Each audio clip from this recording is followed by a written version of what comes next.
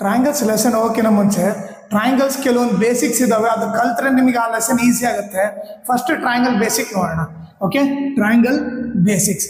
Okay, first basic ಅಲ್ಲಿ ನಿಮಗೆ congruent triangle ಅಂದ್ರೆ ಏನು, ಸಿಮಿಲರ್ ಟ್ರಯಾಂಗಲ್ ಅಂದ್ರೆ ಏನಂತ ತಿಳ್ಕೊಳ್ಳೋಣ. ಓಕೆ, ಫಸ್ಟ್ ಕಾಂಗ್ರೆಂಟ್ ಟ್ರಯಾಂಗಲ್ಸ್ ಅಂದ್ರೆ ಏನಂತ ನೋಡೋಣ.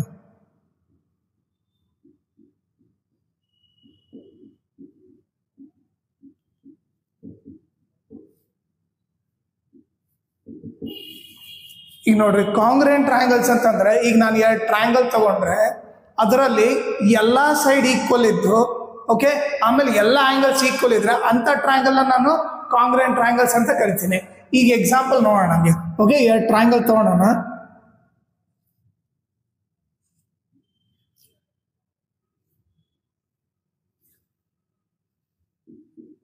ಇದನ್ನ ABC ಅಂತ ಕರೆಯೋಣ, ಇದನ್ನ DEF ಅಂತ ಕರೆಯೋಣ. ಓಕೆ, ಈಗ ಎಲ್ಲ ಸೈಡು ಎಲ್ಲ ಆಂಗಲ್ಸ್ ಈಕ್ವಲ್ ಇದ್ರೆ ಅದನ್ನ ಕಾಂಗ್ರೆಂಟ್ ಅಂತ ಕರಿತೀವಿ.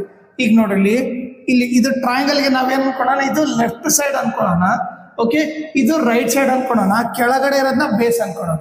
ಓಕೆ, ಇಲ್ಲಿ ಲೆಫ್ಟ್ ಸೈಡ್ 3 ಸೆಂಟಿಮೀಟರ್ ಇದ್ರೆ ಇಲ್ಲಿ ಕೂಡ ಲೆಫ್ಟ್ ಸೈಡ್ 3 ಸೆಂಟಿಮೀಟರ್ ಇರಬೇಕು. ಈಗ ಬೇಸು ಇಲ್ಲಿ 4 ಸೆಂಟಿಮೀಟರ್ ಇದ್ರೆ ಇಲ್ಲಿ ಕೂಡ ಬೇಸು 4 ಸೆಂಟಿಮೀಟರ್ ಇರಬೇಕು. ಆಮೇಲೆ ಇಲ್ಲಿ ರೈಟ್ ಸೈಡು ಇದು 5 ಸೆಂಟಿಮೀಟರ್ ಇದ್ರೆ ಇದು ಕೂಡ 5 ಸೆಂಟಿಮೀಟರ್ ಇರಬೇಕು. ಓಕೆನಾ? ಈ ತರ ಇದ್ರೆ ಏನಂತ ಕರಿತೀವಿ, ಕರಸ್ಪಾಂಡಿಂಗ್ ಸೈಡ್ಸ್ ಆರ್ ಈಕ್ವಲ್ ಅಂತ ಕರಿತೀವಿ. ಓಕೆ, ಕರಸ್ಪಾಂಡಿಂಗ್ ಸೈಡ್ ಅಂದ್ರೆ ಈ ಕಡೆ ಲೆಫ್ಟ್ ಸೈಡ್ ತಗೊಂಡ್ರೆ ಈ ಕಡೆ ಕೂಡ ಲೆಫ್ಟ್ ಸೈಡ್ ತಗೋಬೇಕು, ಈ ಕಡೆ ರೈಟ್ ಸೈಡ್ ತಗೊಂಡ್ರೆ ಈ ಕಡೆ ಕೂಡ ರೈಟ್ ಸೈಡ್ ತಗೋಬೇಕು. ಓಕೆ, ಆ ತರ ಏನಂತ ಕರಿತೀವಿ, corresponding side. So corresponding side equal ಇದೆ ತಾನೆ. ಸೊ ಏನ್ ಬರಿಬೋದು, AB is equal to DE ಅಂತ ಬರಿಬೋದು ಇಲ್ಲಿ. ಆಮೇಲೆ BC is equal to EF ಅಂತ ಬರಿಬೋದು. ಆಮೇಲೆ AC ಇಸ್ ಈಕ್ವಲ್ ಟು ಏನಂತ ಬರಿಬೋದು, DF ಅಂತ ಬರಿಬೋದು. ಓಕೆ, 3 ಸೈಡ್ ಈಕ್ವಲ್ ಇದಾವೆ. ಆಮೇಲೆ ಏನು ಹೇಳಿತ್ತು, 3 ಆಂಗಲ್ ಈಕ್ವಲ್ ಇರಬೇಕು. ಈಗ ನೋಡಲಿ, ನಾನೀಗ ಟಾಪ್ ಮೇಲೆ ಆಂಗಲ್ 60 ಡಿಗ್ರಿ ತಗೊಂಡ್ರೆ ಇಲ್ಲಿ ಕೂಡ 60 ಡಿಗ್ರಿನೇ ಇರಬೇಕು. ಓಕೆ, ಆಮೇಲೆ ಇಲ್ಲಿ 50 ಡಿಗ್ರಿ ಇದ್ರೆ, ಓಕೆ, ಇದು ಲೆಫ್ಟ್ ಆಂಗಲ್ ಅನ್ಕೊಳ್ಳೋಣ, ಇಲ್ಲಿ ಕೂಡ ಎಷ್ಟಿರಬೇಕು, ಲೆಫ್ಟ್ ಸೈಡು 50 ಡಿಗ್ರಿ ಇರಬೇಕು. ಆಮೇಲೆ ಸಿ ಎಷ್ಟಾಗುತ್ತೆ, ಇಲ್ಲಿ 70 ಡಿಗ್ರಿ ಇದ್ದರೆ ಆಟೋಮೆಟಿಕ್ ಇಲ್ಲಿ ಕೂಡ 70 ಡಿಗ್ರಿ ಇರಬೇಕು. ಈಗ ನೀವು ನೋಡಿದ್ರೆ ಮೇಲೆ ಆಂಗಲ್ ಈಕ್ವಲ್ ಇದೆ, ಲೆಫ್ಟ್ ಸೈಡ್ ಆಂಗಲ್ ಈಕ್ವಲ್ ಇದೆ, ರೈಟ್ ಸೈಡ್ ಆಂಗಲ್ ಈಕ್ವಲ್ ಇದೆ. ಸೊ ಈಗ ಏನಂತ ಕರಿತೀವಿ, ಇದನ್ನ ಕರಸ್ಪಾಂಡಿಂಗ್ ಆಂಗಲ್ಸ್ ಅಂತ ಕರಿತೀವಿ. ಓಕೆ, ಸೊ ಅವು ಕೂಡ ಈಕ್ವಲ್ ಇರಬೇಕು. Angle A is equal to angle D. Okay, angle B is equal to angle E. ಆಮೇಲೆ angle C is equal to angle F. Okay, ಈ ತರ ನಿಮಗೆ corresponding side corresponding angle equal ಇದ್ರೆ ಅವಾಗ ನಾವೇನಂತ ಕರಿತೀವಿ, 2 ಟ್ರಯಾಂಗಲ್ಸ್ ಕಾನ್ಗ್ರೆಂಟ್ ಅಂತ ಕರಿತೀವಿ. ಸೊ ಹೆಂಗ್ ಬರಿತೀವಿ, triangle ABC congruent to triangle DEF ಅಂತ ಬರಿತೀವಿ. ಓಕೆ, ಈಗ ನಿಮಗೆ ಕಾಂಗ್ರೆಂಟ್ ಟ್ರಯಾಂಗಲ್ ಸಿಂಬಲ್ ನೋಡ್ರಿ, ಕಾಂಗ್ರೆಂಟ್ ಸಿಂಬಲ್ ಬಂದ್ಬಿಟ್ಟು, ಓಕೆ, ಒಂದು ವೇವ್ ಸಿಂಬಲ್ ಹಾಕಿ ಕೆಳಗಡೆ ಈಕ್ವಲ್ ಟು ಅಂತ ಹಾಕ್ರಿ. ಇಲ್ಲಾಂದ್ರೆ ಏನು, ಒಂದು ಈಕ್ವಲ್ ಟು ಬರೆದ್ಬಿಡ್ರಿ, ಆ ಈಕ್ವಲ್ ಟು ಮೇಲೆ ಒಂದು ವೇವ್ ಟೈಪ್ ಸಿಂಬಲ್ ಹಾಕ್ಬಿಟ್ರೆ ಅದು ಕಾಂಗ್ರೆಂಟ್ ಸಿಂಬಲ್. ಓಕೆ, ಈಗ ಡೆಫಿನೇಷನ್ ಬರಿ ಅಂದ್ರೆ ಏನ್ ಬರೀತೀರಿ, two triangles are said to be congruent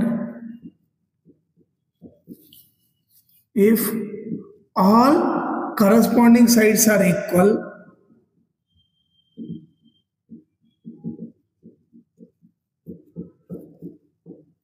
and all corresponding angles are equal.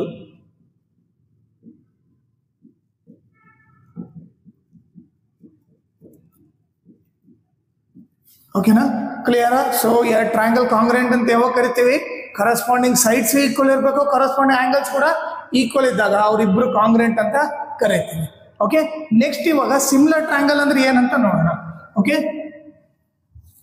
So next ಏನು, ಸಿಮಿಲರ್ ಟ್ರಯಾಂಗಲ್ಸ್ ಅಂದ್ರೆ ಏನಂತ ನೋಡೋಣ.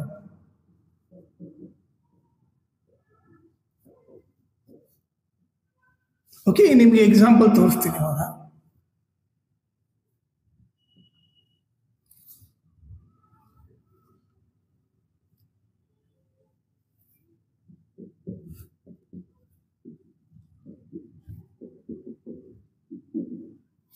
ಈಗ ನೀವು ನೋಡ್ರೆ ಸಿಮಿಲರ್ ಟ್ರಯಾಂಗಲ್ಸ್ ಅಲ್ಲಿ ಏನಂದ್ರೆ ಎಲ್ಲ ಆಂಗಲ್ಸ್ ಈಕ್ವಲ್ ಇರಬೇಕು.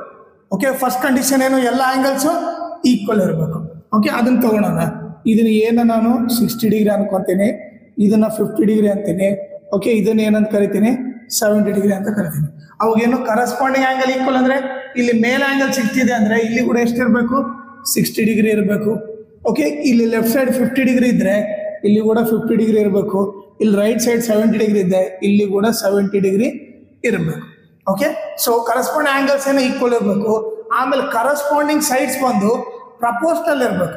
ಪ್ರಪೋರ್ಷನಲ್ ಅಂದ್ರೆ ಏನಂತ ಹೇಳ್ತೀನಿ ಅನ್ಕೊಳ್ಳೋಣ. ಇದು 2 ಸೆಂಟಿಮೀಟರ್, ಇದು 3 ಸೆಂಟಿಮೀಟರ್, ಇದು 4 ಸೆಂಟಿಮೀಟರ್ ಇತ್ತು ಅಂತ ಅನ್ಕೋಣ.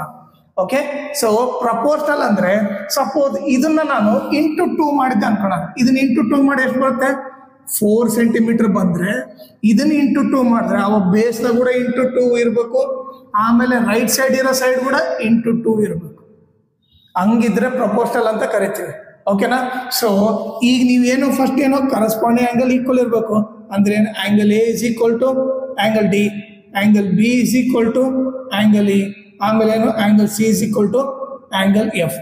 ಕರೆಸ್ಪಾಂಡಿಂಗ್ ಸೈಡ್ಸ್ ಪ್ರಪೋರ್ಷನಲ್ ಅಂದ್ರೆ ಹೆಂಗ್ ಬರೀಬೇಕಂದ್ರೆ A B divided by D ಅಂದ್ರೆ left side divided by left side is equal to base divided by base is equal to right side divided by right side, AC divided by DF. Okay, so similar ಯಾವಾಗ ಅಂತ ಕರಿತೀವಿ, ಎಲ್ಲ angles equal ಇರಬೇಕು. ಆಮೇಲೆ corresponding sides proportional ಇರಬೇಕು. Proportional ಹೆಂಗಾಯ್ತು ನೋಡ್ರಿ, ಈಗ ನೀವೇ ನೋಡ್ರಿ, ಇದನ್ನ ಡಿವೈಡ್ ಮಾಡಿದ್ರೆ ಏನಾಗುತ್ತೆ, 2 ಬೈ ಡಿ ಬಂದು ಎ ಬಿ ಬಂದು 2, ಡಿ ಬಂದು 4 ಆಯ್ತು. ಬಿ ಸಿ ಏನಿದೆ, ಬಿ ಸಿ ಬಂದು 3 ಬೈ 6 ಇದೆ.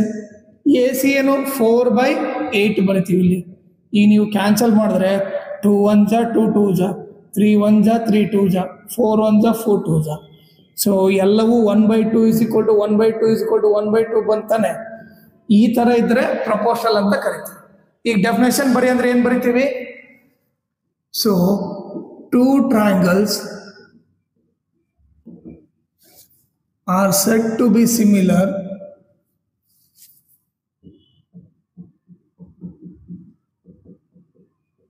if all corresponding angles are equal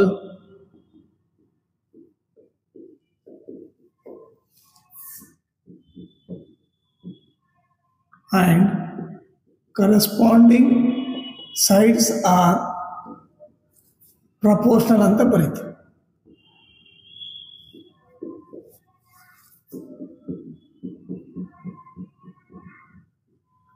ಓಕೆನಾ? ಇವಾಗ ನಿಮಗೆ ಗೊತ್ತಾಯ್ತಾ ಕಾಂಗ್ರೆಂಟ್ ಟ್ರಯಾಂಗಲ್ಸ್ ಅಂದ್ರೆ ಏನು, ಸಿಮಿಲರ್ ಟ್ರಯಾಂಗಲ್ಸ್ ಅಂದ್ರೆ ಏನು ಅಂತ. ಓಕೆ, ಈಗ ಸಿಮಿಲರ್ ಟ್ರಯಾಂಗಲ್ಸ್ ಇದ್ರೆ ಹೆಂಗ್ ಬರೀತಾರೆ ಅಂತಂದ್ರೆ triangle A B C, okay, ಒಂದು ವೇವ್ ಸಿಂಬಲ್ ಹಾಕಿ ಟ್ರಯಾಂಗಲ್ ಡಿ ಎಫ್ ಅಂತ ಬರೀತಾರೆ. ಓಕೆ, ಸಿಮಿಲರ್ ಟ್ರಯಾಂಗಲ್ಸ್ ಹೆಂಗ್ ಇಂಡಿಕೇಟ್ ಮಾಡಬೇಕು, ಜಸ್ಟ್ ಒಂದು ವೇವ್ ಸಿಂಬಲ್ ಹಾಕ್ಬಿಟ್ರೆ ಸಿಮಿಲರ್ ಅಂತ ಅರ್ಥ. ಓಕೆ, ಇನ್ ಕೇಸ್ ಇದು ಬಂದು ಸಿಮಿಲರ್ ಟ್ರಯಾಂಗಲ್ಸ್ ಇದ್ದಾಗ ಈ ಸಿಂಬಲ್ ಯೂಸ್ ಮಾಡ್ತೀವಿ. ಓಕೆ, ಆಮೇಲೆ ವೇವ್ ಸಿಂಬಲ್ ಕೆಳಗಡೆ ಈಕ್ವಲ್ ಟು ಸಿಂಬಲ್ ಆದ್ರೆ ಕಾಂಗ್ರೆಂಟ್ ಟ್ರಯಾಂಗಲ್ಸ್ ಅಂತ ಅರ್ಥ. ಓಕೆನಾ?